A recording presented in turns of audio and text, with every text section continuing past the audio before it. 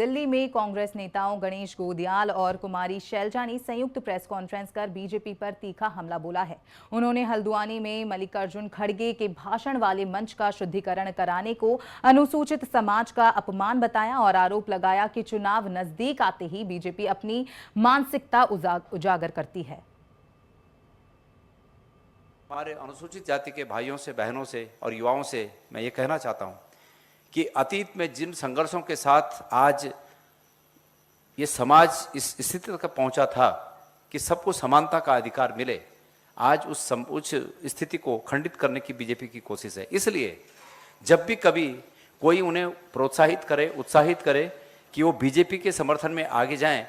तो आगे जाने से पहले बाबा साहेब आम्बेडकर जी की प्रतिमा के सामने जरूर खड़े हों, उनकी मूर्ति के सामने जरूर खड़े हों और इस विचार को अपने मन में लाएं कि बीजेपी का समर्थन करने हेतु जाने से पहले इस बात का विचार करें कि उनके इस कदम से ये भारत की, हमारे पूरे समाज की जो एकता, अखंडता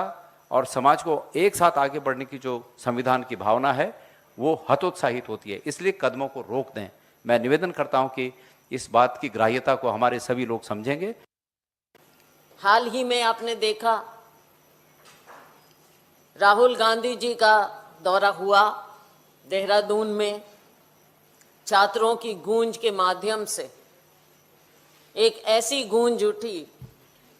विद्यार्थियों की, छात्रों की, जो देश के कोने कोने तक पहुंची है।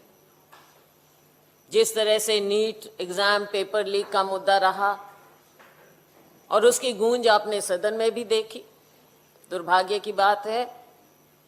कि जमीन पर जिस तरह का कहर ढाया गया बच्चों पर दुनिया के सामने, राहुल जी का कार्यक्रम जब रखा जा रहा था तो वहां इनका प्रयास रहा, शासन का, प्रशासन का, कि उस प्रोग्राम को फेल किया जाए किसी ना किसी तरह से। कभी ग्राउंड की परमिशन मिली, फिर उसको कैंसिल किया,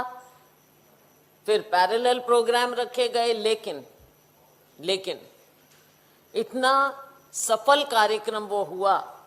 और छात्रों में एक नई ऊर्जा आई।